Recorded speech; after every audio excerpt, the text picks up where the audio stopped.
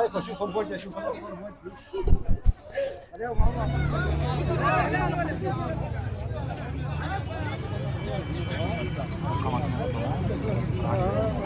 هو الانتقال على گرتن لسر بنگاه بشداریا من د شورش د جروجن پیشین و بو.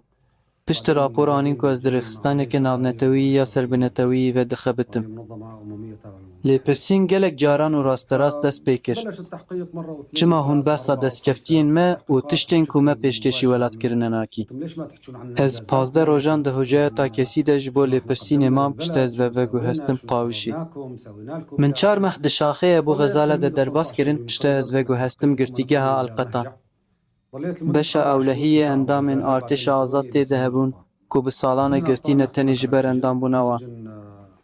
خورتن هبون هاتبون گرتن تنی جبر که آلا سوریه لباوان هبو آنجی جبر چوناوانا شامو همسه. او تشتکی شرمه او دجمناتیا هر کسی که گریدای سوریه بدکن. بریا 5 روزان روژا یکشەمە بۆری دەمە دۆپێچی دەست پێ کرد ئەم لەسەر تەختان ڕۆنشتبوون و مە خۆ بە بەتانیان نەخماندبوو. دۆپێچێک بۆ 5 ڕۆژانە ئاو نەخوارن.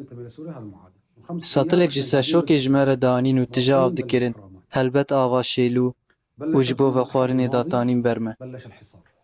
Ew wiha rojên yekşem, dişem û sêşemê dewam kir heta şewa pênçşemê saet 3 bervangê. Pace li ser me vebû û yekî ji wan ji me re got selamûn eleykum hûn çawa ne? Çima hûn razayîne?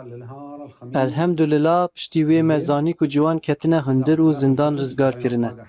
Kêfxweşiya min nayê wesifkirin, du kêfxweşî bûn. Kêfxweşiya min bi rizgarkirina min bi îzna Xwedê. û kêfxweşiya min bi rizgarkirina ciwanên ku li pey min hatibûn zilmê kirin. û kêfxweşiya min ku min Sûriye dît û min ev ala keska ku me ji bo wê têkoşîn kir. هذا الاخضر اللي ناضلنا عليه 15 سنه